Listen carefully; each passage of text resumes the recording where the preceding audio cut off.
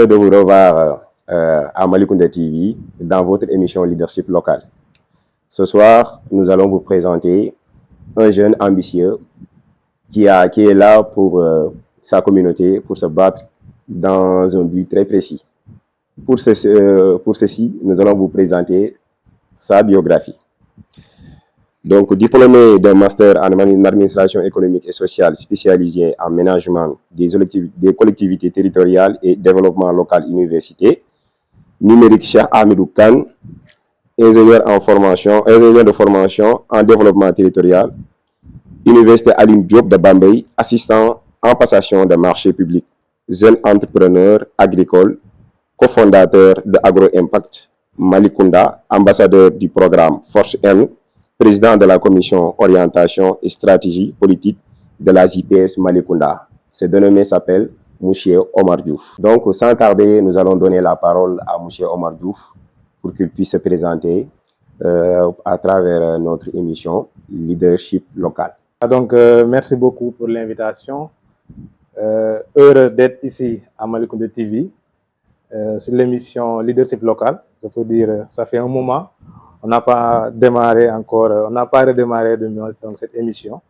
Donc, c'est vraiment un honneur pour moi d'être ici, de partager donc en quelques minutes sur l'objectif qui est donc de parler sur la gestion de notre commune de manière particulière et sur la gestion d'une collectivité de manière générale. Donc, comme vous l'avez dit tout à l'heure, je m'appelle Omar Diouf. Je suis diplômé d'un master en administration économique et sociale et spécialisé en management des collectivités territoriales et développement local. Je suis en même temps aussi ingénieur en formation en développement territorial à l'Université Alioune Diop de Bambey. Je peux dire que ce master n'est pas encore terminé, bon, pour des raisons personnelles, peut-être si on a le temps, on pourra quand même aller terminer ce master. Donc, je suis en même temps aussi assistant en passation de marché public. Donc, on avait fait une formation avec l'ARMP durant la Covid. Je suis aussi cofondateur du projet Agro Impact Malicounda, qui est un projet agricole basé à Malicounda. Je suis aussi ambassadeur du programme Force. Donc, en quelque sorte, c'est ça ma présentation et mon cursus universitaire. Je vous remercie. Alors, merci M. Diouf d'avoir répondu à notre invitation. Donc, comme nous l'avons dit ci nasaran, donc dañ koy waxé suñu kalamay coach wolof. Donc di jaajëfal monsieur Omar Diouf vraiment ci téwayam tay ci Malicounda TV dans notre émission Leadership Local. Donc ñu koy dalal di fassiyene dugg ci waxtaan bi tay. Waxtaan bi nekk ni waxtaan bu am solo boo xamante ne tey képp kuy doomu commune de Malicounda vraiment boo yëgee lii ñi di nga ci am mbégte ak contentement. Donc sans tarder, nous allons vraiment commencer à poser des questions à monsieur Diouf. Donc monsieur Diouf ñu lay wax ne Malicounda Vision 2035 lan nga ci mën a wax. waaw je pense que question bu am solo la parce que dama jàpp ne gox commune wala même pays nit bu ko jiitee dafa war a am vision. Absolument. Donc quand on dit Malicounda Vision 2035, c'est-à-dire Malicounda dans 10 ans nan la war a mel. Et je pense que commune bu nekk bi nga xamante ne bëgg na développement dafay am lu ñuy wax plan de développement local wala plan de développement communal. Effectivement. Et le code a prévu ça, moo tax boo demee ci commune yu bëri am nañ ko. Ça dépend nag ni ngay defaree ce plan de développement communal wala ce plan de développement local. Mais plan boobu noonu il faut que mu am un leader bi nga xamante ne moo ko porté. Et ce leader doit avoir une vision. Effectivement. La vision c'est quoi? Par exemple mu ne Malicounda dans 10 ans bëgg naa képp ku fi yeewoo doo am problème sécurité. képp ku fi yeewoo di nga gis éclairage public bi normal. képp ku fi yeewoo di nga gis faj mi normal. Parce que code des collectivités territoriales nu mu tënkee communes yi mooy ku ci nekk da la jox ay compétences transférées. Je pense que peut-être beneen émission dina gën a yaatal ci compétences transférées. Absolument. Mais 9 domaines yooyu noonu su ma si mënee jël ñaar jël santé jël domaine jël planification jël sport damay ne boo defee plan de développement communal dans 10 ans da nga ne secteur bu nekk dans 10 ans nii laa bëgg mu mel secteur bu nekk dans 10 ans nii laa bëgg mu doxee su ko defee yow plan de développement communal boobu moom ngay suivre durant tout ton mandat que ce soit mandat 7 ans nga am wala ñaari mandat mais commune bu nekk da nga war a am plan de développement communal pour au moins ñi fay yeewoo mën a gis seen bopp domaine santé domaine loisir domaine sport domaine li nga xamante mooy foncier. Donc yaakaar naa ni su ma nee suñu nee vision Malicounda 2035 c'est au-delà de li gars yi di dégg mais c'est au-delà de li nga xamante moom lañ bëgg a dem muy am un Malicounda développement am un Malicounda émergence am Malicounda bi nga xamante ne képp ku fi yeewoo rek di nga gis Malicounda mu ngi ci voie de développement. macha allah ci tontu bi nga tontal donc leeral na lu bari. mais man ci biir question boobu noonu dama am benn petit trait bi mu ci mën a kii da nga wax ci insécurité. donc tey et aussi ci l'éclairage de la commune. te gis nañ ne loolu dafa nekk ay facteurs yoo xam te ne c'est très important. parce que tey ku jël suñu route nationale bii nii jël ko à péage bi ñëpp xam nañ ne tali bi leerul. et aussi dëkk bi bëri na ay insécurité. donc yooyu noonu yan ab leeral ngañ ci war a mën a indil tey. waaw yooyu xam nga éclairage public. ñu bëri dañuy jàpp ne ça ne relève pas du domaine de la commune mais je pense que même bu relever du domaine de la commune sax. je pense que moom. mën na ci war a indi ay leeral parce que nit fu muy yeewoo. je pense que moom moo ko war a defar. effectivement. donc foofu noonu mën naa indi benn point bu simple mooy. la participation citoyenne foofu lay gën a amee solo des fois. parce que commune bi. certes état da ko jox ay moyens. peut-être des fois on dit que les moyens ne sont pas nécessaires par rapport ak décentralisation bi parce que ñoom ñu ci bëri fonds de dotation la ñu am. ak fonds d'équipement. wala peut-être boo amee benn commune bi nga xamante ne am na vision. leader bi fa nekk mën na ay dugg ak génn ba mën a indi ay partenariat mën nga am sens. kon donc éclairage public je pense que commune bu nekk war na ci liggéey. prenons l'exemple de l'ANER actuellement ANER mu ngi mettre en place. ay lampadaires solaires. ci communes yu bëri. absolument. et je pense que le DG actuel de l'ASER aussi ak Senelec ñu ngi ci liggéey boobu pour mën a électrifier village yu bëri pour éclairage public mën a am solo parce que éclairage public bu amee rek. ça veut dire que insécurité. dina wàññeeku. nit yi dinañ mën a jox ci jàmm ak salaam. ci heure bu mu mën a doon. kon donc foofu leeral li ma ci indi rek mooy commune bi. mën na lëkkaloog agence yi fi nekk. pour mën a def éclairage public ci commune bu nekk. effectivement macha allah donc leeral yooyu noonu nekk na lu am solo. donc comme ni ñu koy waxee rek dans une commune il faut que l'éclairage soit au rendez-vous. donc nous allons procéder à la deuxième question. Quels sont les principaux défis de Malicounda? Bon, je pense que question boobu ça mérite une réflexion approfondie. parce que Malicounda. yàlla dafa def mu nekk commune bi nga xamante ne. dafa am position bu am solo. absolument. te défi yi lu ci ëpp peut-être bi may njëkk a wax. mën naa ne état sax des fois dafa am problème boobu muy problème emploi des jeunes. c'est vrai. donc l'emploi des jeunes aujourd'hui dafa nekk problème bu majeur bi nga xamante ne. état yu bëri ci monde bi ñu ngi koy jànkonteel. je pense que l'état actuel peut-être il est en train de mettre des mécanismes bon bi nga xamante ne mën na permettre. jeunes yi mën a am emploi wala aussi l'entrepreneuriat et tout. jeunes yi mën cee jàpp et tout. yaakaar naa ni défi boobu. défi commune yëpp la. défi état la. l'emploi des jeunes. bu loolu weesoo aussi dañu war a am l'amélioration de nos infrastructures. muy infrastructure éducative. sportive. ak sanitaire. lépp dañ ko war a améliorer de telle sorte que. dina répondre aux normes yi nga xamante ne mën nañ taxaw ne. dëkk bii de am na développement. bu loolu weesoo aussi la valorisation de notre agriculture. vous savez monsieur Guèye je pense que ñun. agriculture. au début peut-être c'est kii bi ci saison bi rek lañ doon basé. voilà la saison des pluies effectivement. et je pense qu'aujourd'hui avec le développement de la technologie. et l'avancée de la science. je pense que agriculture ñu bëri xaaratuñu. saison des pluies. effectivement. donc su ma koy wax. xam naa ko parce que ci projet boobu la ñuy liggéey. Agro Impact Malicounda. effectivement. kon donc je pense que la valorisation de notre agriculture fu muy commencer mooy. si on voit des jeunes yi nga xamante ne ce sont des porteurs de projets. l'État ou la collectivité a l'obligation d'accompagner ces jeunes. absolument. dañ leen di war accompagner ci côté yëpp. financement ak formation. léegi boo financer ñooñu nga former leen. en retour.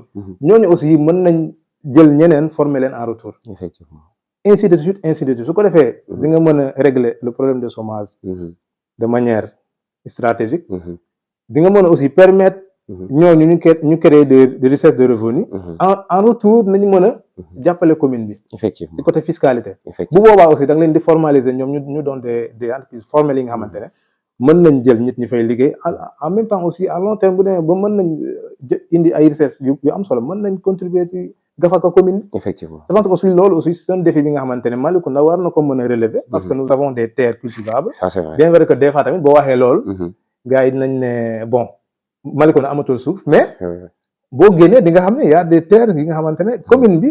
mën na signer coopération avec li nga xam ne ñoo ko moom. su ko defee dootuñ jaay suuf mën nañ julli affaire yi. pourquoi pas. effectivement. je pense que loolu aussi atu la.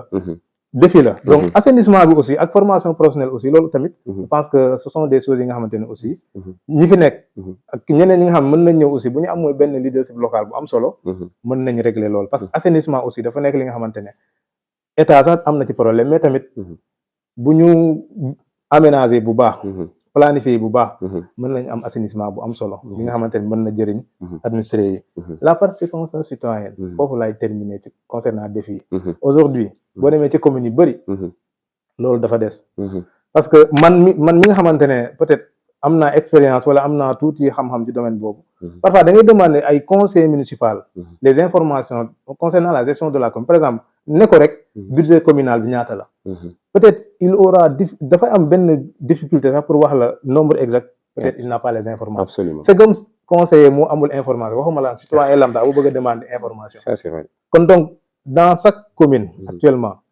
loxo administré da cee am solo parce que ñoom ñoo fa teg ki fa nekk seen mbinaan la war a doon comme le disait Guy Marius Sagna député nee na député bu nekk mbinaan nga absolument parce que liñ lay fay ki nekk ci àll bi di bay moo tax ñu la koy fay te pourtant tu es dans de bonnes conditions moom mi nga xamante ne moo la fal des fois sax dina am problème mu lekk ak wala problème mu naan mais yow mi nga xamante ne yow yaa ko jiite yi ay mbinaan bi tu es mis dans de bonnes conditions kon donc yow da nga ko war di yëgal muy xam su ko defee moom muy mën di participer kon donc défi yooyu noonu je pense que ce sont des défis à relever dans chacune des communes de Malicounda. Machallah donc vraiment ce sont des propos très importants donc vraiment di wax ni défis yi les défis sont nombreux mais il faut vouloir aussi les relever parce que yi mu wax nii yëpp ce sont des points très très importants pour le développement vraiment d'une commune donc nous allons procéder à la troisième question quels sont les atouts de Malicounda?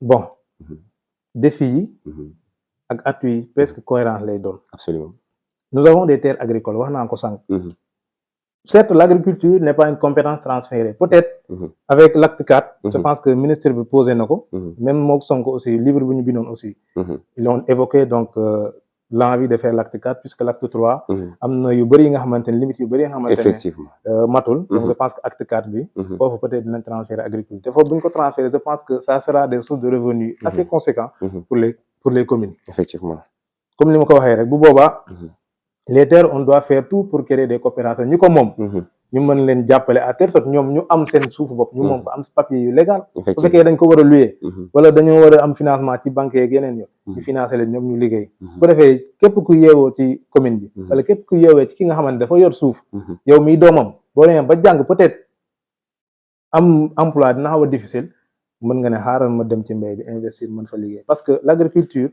mooy métier bi nga xamante ne dafa bëri ay débouchés de la production à la transformation lépp ay métier li nga xamante ne mën na servir donc je pense que aussi at boobu am nañ ko am nañu aussi jeunesse bu nombreuse jeunesse bu aussi bu dynamique jeunesse qui n'est pas fainéant Malicounda balaa ngay xam ne jeunesse bi dafa actif nga yeewu peut-être demoo fenn nga toog observer da ngay gis ñëpp dañuy xëy soit dañuy dem jàngi soit dañuy xeeb dóori waar je pense que boo amee jeunesse bu mel noonu waroo ko jàppee comme bétail politique comme ñu bëri nañu koy jàppee mais da nga war a jàpp ne jeunesse boobu noonu dafa war a nekk une force majeure pour yow conseil consultatif de la zone bi nga xamante ne à travers Khady Gueye lañ ko découvrir je pense que loolu mën nañ ko créer ci commune bu nekk su ko defee gox bu nekk di nga yebal ñaari nit ñu dem teewal ci commune bi même bu fekkee nekkuñu conseiller sa nekk des conseils consultatifs yi nga xamante ne dañu xeet jëlee les mots de la jeunesse seen gox indi ko ci commune bi su ko defee ñoom nañ mën di teew ci conseil délibération yi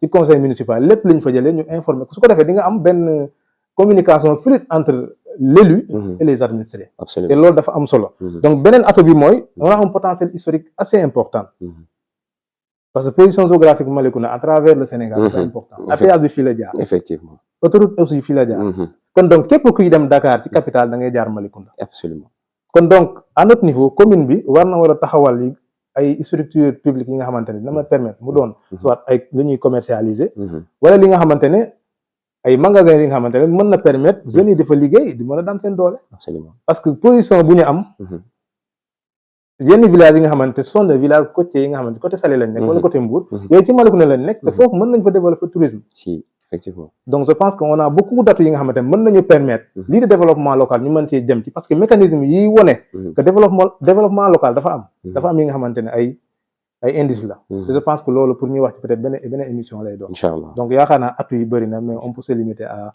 d'accord vraiment éclaircissement yi moom vraiment macha allah. rafet na trop comme ni ñu ko waxee ndaw mooy réew. parce que quand on parle de la jeunesse de Malicounda moom ils sont nombreux. beaucoup sont diplômés ils sont au chômage. ñii jànguñu certes mais am nañ seen métier. mais tey agriculture bi moom je pense que tey buñ ko financer bu baax. ku nekk dina si mën a gis sa njëriñ. effectivement te mbay moom mooy sukkale lépp.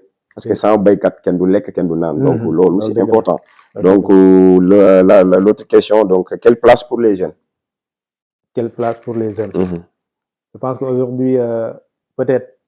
Avec ce gouvernement, avec la nomination de certains jeunes dans certaines directions, ils commencent à valoriser le talent de la jeunesse. Parce que bu njëkk dañoo jàppoon que jeunesse daal bon. boo amagul yenn âge yi waruñu la jox responsabilité. effectivement. je pense que bu ñu gisee un certain DG. bu nekk Malicounda gérer ASER. buy wax tu sens. parce que moom bu mu njëkkee jël fonction dafa ne. fi ma nekk nii.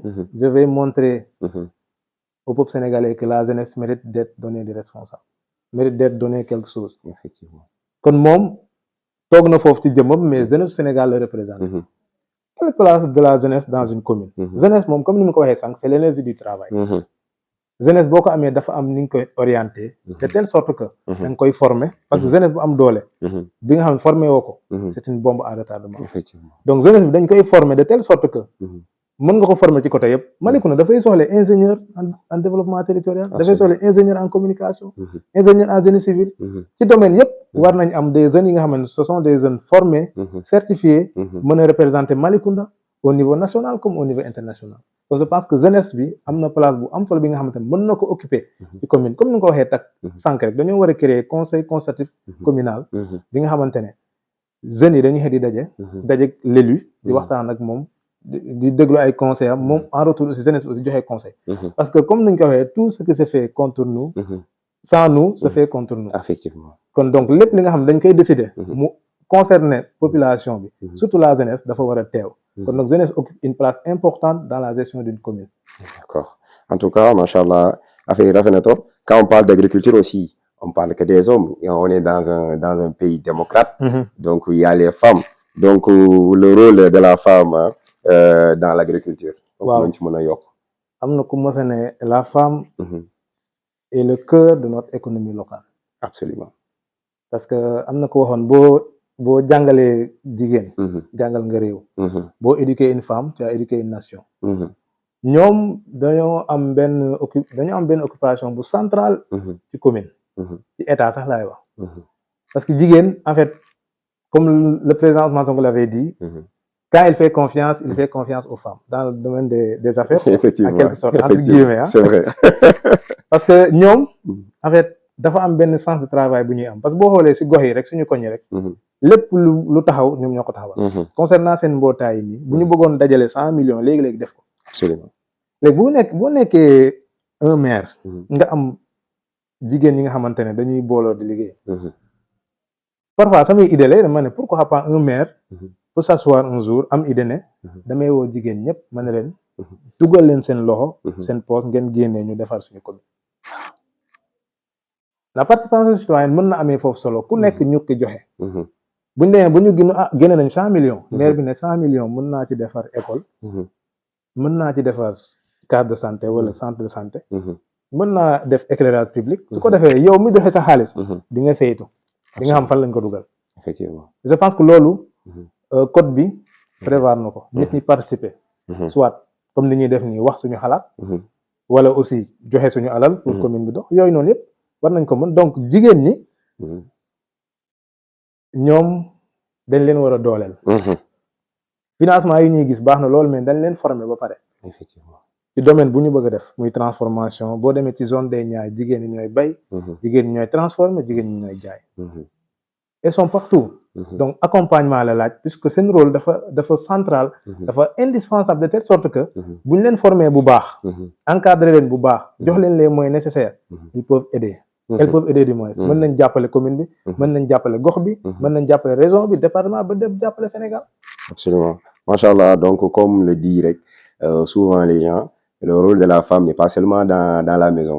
donc jigéen am na atu bu mag pour le développement d'un pays. ou bien de la commune, etc., ou bien d'une communauté, etc. effectivement Donc, les citoyens sont-ils suffisamment associés sur les affaires de la commune? waaw moom laa doon wax sànq. Mhm. Des fois communes yu bëri du ñu Mhm. nangu associé citoyens yi te peut-être benn problème lay doon côté politique. Mhm. par exemple man su fekkee man nekkuma en parfaite cohésion avec ki jiite. su ma demee demande information. Mhm. wala ma xool ni may participer amaana dinañ ma koy xañ parce que dañoo jàpp ne peut-être su ma amee information. Mhm. damay exploiter contre ñoom. Effectivement. te pourtant code bi moo jox sañ-sañ. Mhm. man ma dem laajte. Mhm. proposer. Mhm. code bi moom ma ko jox. Effectivement. su ma neexee ma bind viser article yi nga xam code bi moom la waxee ma dem demander leen suñ ma joxoon mën naa leen yóbbu fi nga xamante ne baax na fa la doon pour ñu jox ma information. Effectivement. mais je pense que manque d'information moo war a situation citoyen bi. Mhm. administré bi au niveau local. Mhm. amul fan lay jaar pour mën a participer. Effectivement. man fekkoon dama génn peut-être prenons un international Moussa Ndiaye bi nga xamante ne. Mhm. Malicounda la dëkk. un Mhm. international bu ñëwoon tey. Mhm. bëgg a signer partenariat avec la commune. Mhm. commune Malicounda la juddoo. Mhm. fi la màggee am na droit participer bu boobaa day dem. Mhm. wax ak waa commune bi. Mhm. bu fekkee moom amul information nécessaire amul fu muy jaar est-ce que dina dem Non, non, partenariat. non, non. kon ça veut dire que l'élu Mhm. moo war a am leadership de dépassement. Mhm. boo jiitee gox nekkul ne yaay meeru parti tel parti yow yaay meeru commune Malicounda yëpp. Absolument. kon donc yow yaay am leadership de dépassement bi nga xamante ne di nga woo ñëpp ñu ñëw. Mhm. monsieur Guèye est-ce que xam nga ni vote budget communal bi ñu koy voté. j'ai l'obligation d'aller mais du ma jël parole damay ñëw assister. am na commune yu bëri nga xamante dañ koy def de manière visible ñëpp di ko gis mais pourtant waroon nañ ko mën ci Malicounda. Mhm. soit bu ñu amul seen YouTube. Mhm. ñu am benn journaliste yu ñëw retransmettre ko en direct ñun ñuy gis li ñuy voté comme ni ñu koy gisee assemblée. La transparence. très bien. Mhm.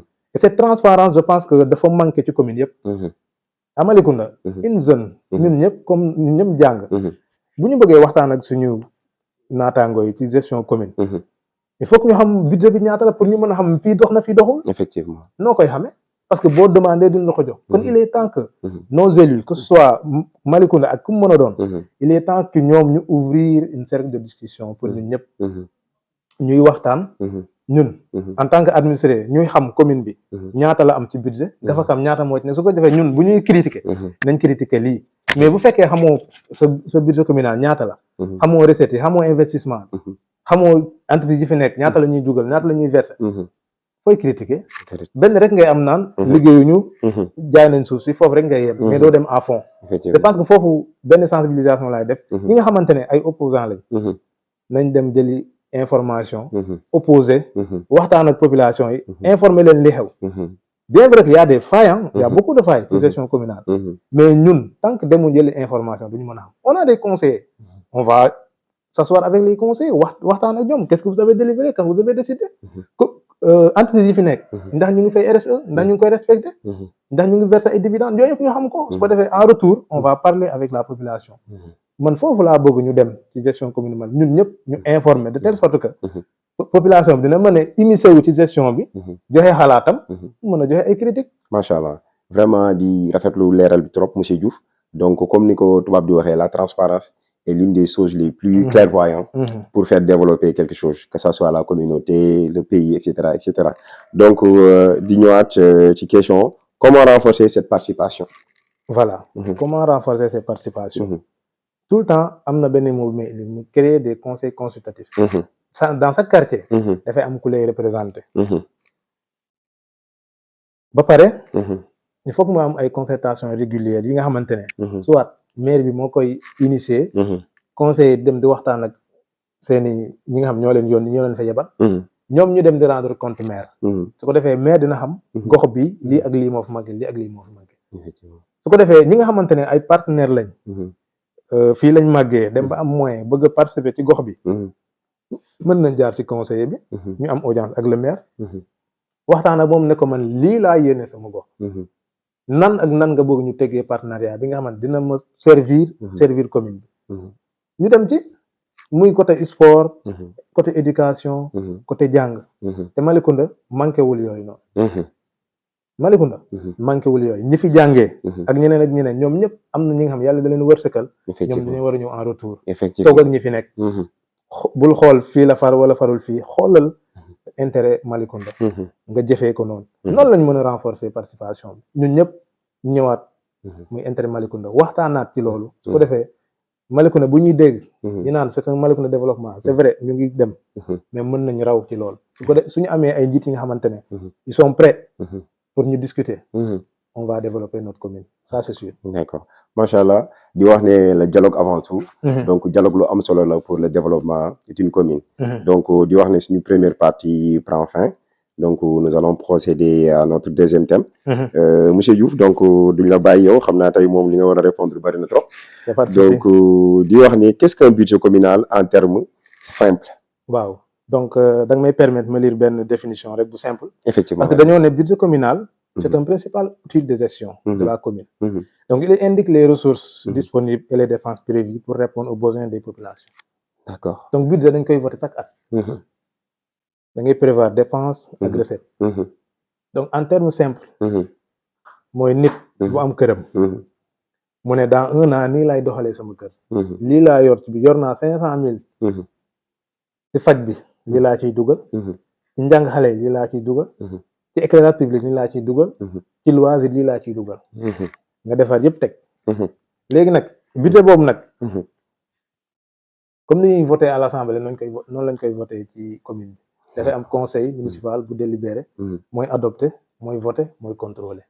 d'accord te foofu nag participation citoyenne war na fa war a mën a am solo comme ñun. on n'est pas conseil ñu dem teewi. xam ñaata lañ am ci budget. budget bi ñu am. ci mbéy bi.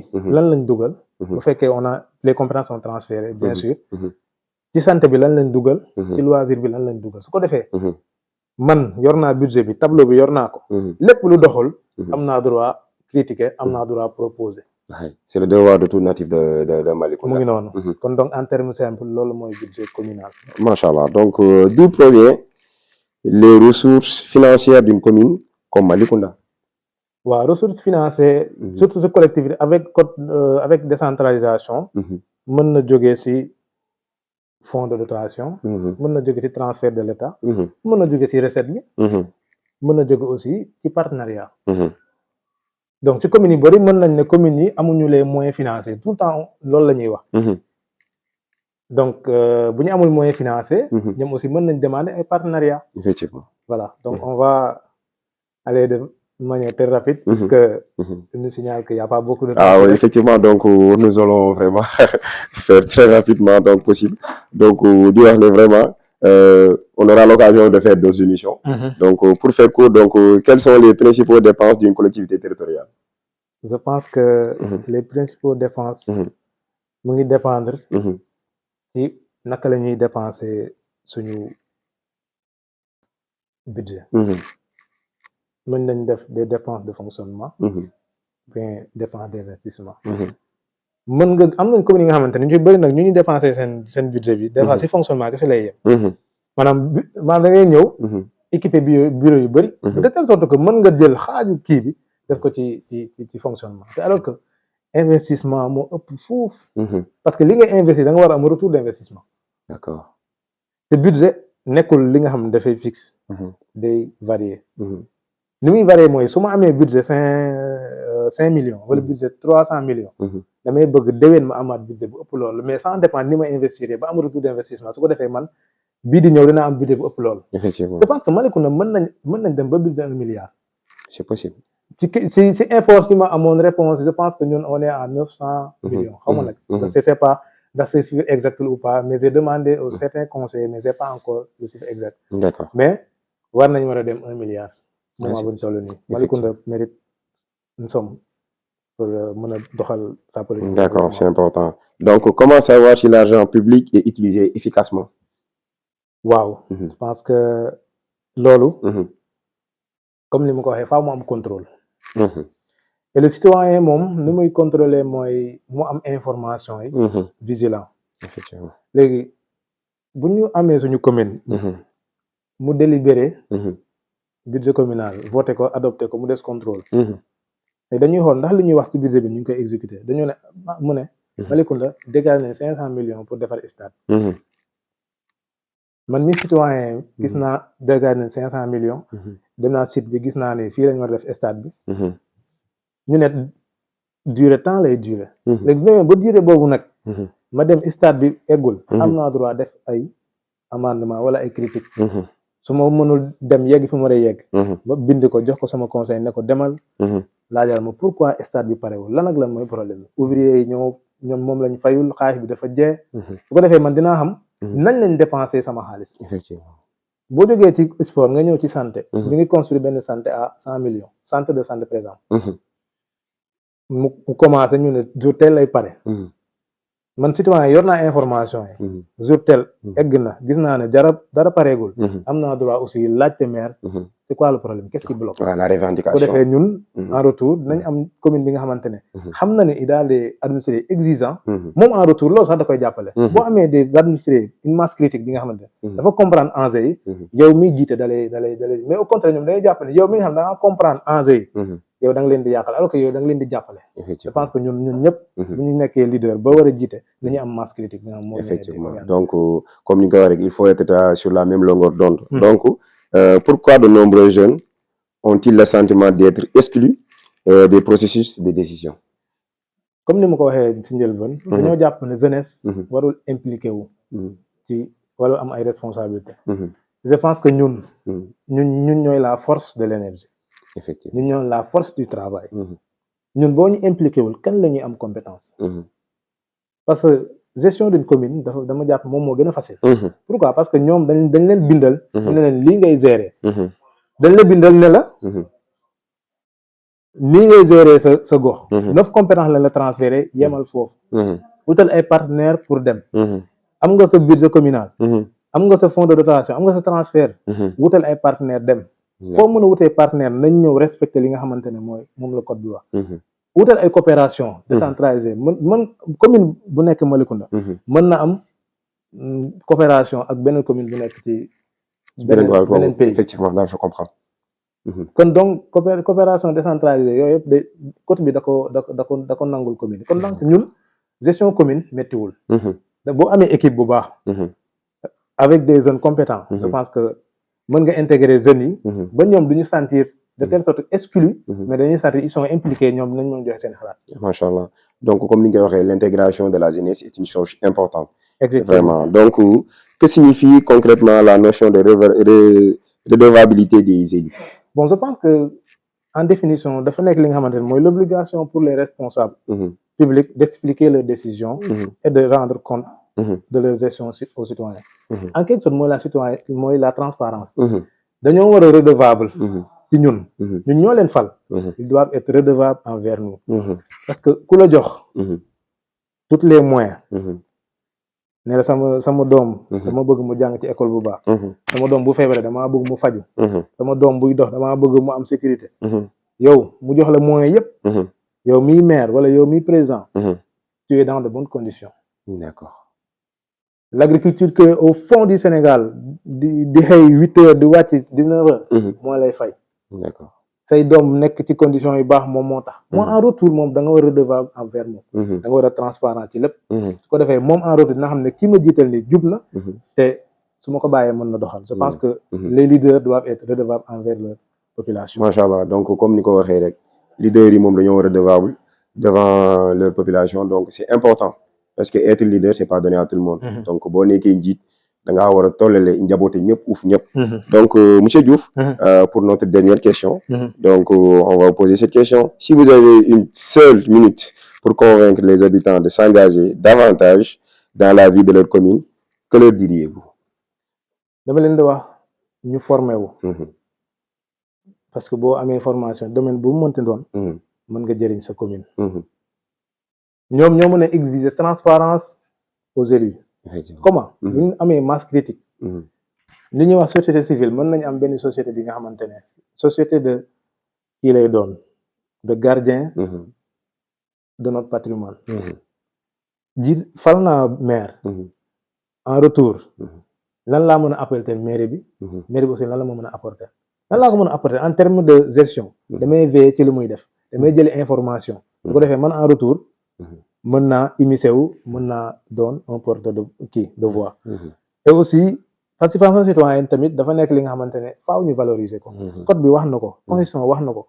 mais au niveau local ci terrain bi na ili valoriser loolu nañu woo ñu war a woo ci table bi waxtaan ak ñoom ngir ëllëg commune Malicounda ngir ëllëg commune Sénégal yëpp je pense que loolu jeunesse bi lépp laa ciy woo nous devons être formés davantage am masse critique bañ a doon des bétail électoral ci kenn parce que j'ai remarqué képp ku bëgg a def dara rek da ngay ne la jeunesse waruñoo nangu ñu ñuy utiliser wara ñu ñuy naan yéen a fi nekk alors que ñoom benn intérêt la ñu am buñ ci paree rek bàyyi ñu ñun ñoo war a exigeant envers eux et pourquoi pas ñun bu ñu amee yenn âge yi ñu dem di concours ak ñoom ne carrément dañoo bëgg a jiite mairie pourquoi pas je pense que élection yi di ñëw on aura besoin d'une jeunesse d'une forte jeunesse bi nga xamante ne war na jël commune man loolu laa gëm des fois je me dis que ñun dañu am responsabilité ci commune parce que benn mag dafa ne boo juddoo ci kër màggee foofu jàngee foofu da nga am responsabilité rendre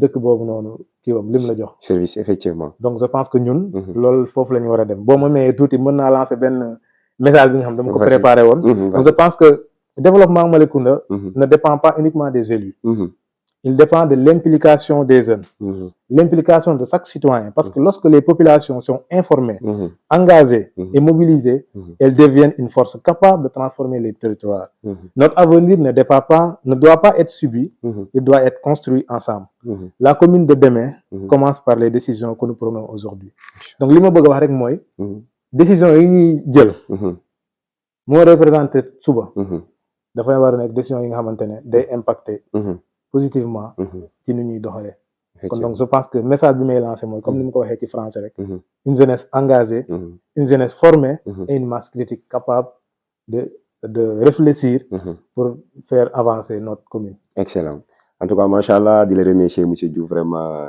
nga répondre ci suñu invitation. Merci beaucoup fii ci Malicounda TV dans l'émission leadership local. Vraiment di leen jaajëfal di leen jox daje ci yeneen émission avec d'autres invités incha allah merci beaucoup à la prochaine. jërëjëf.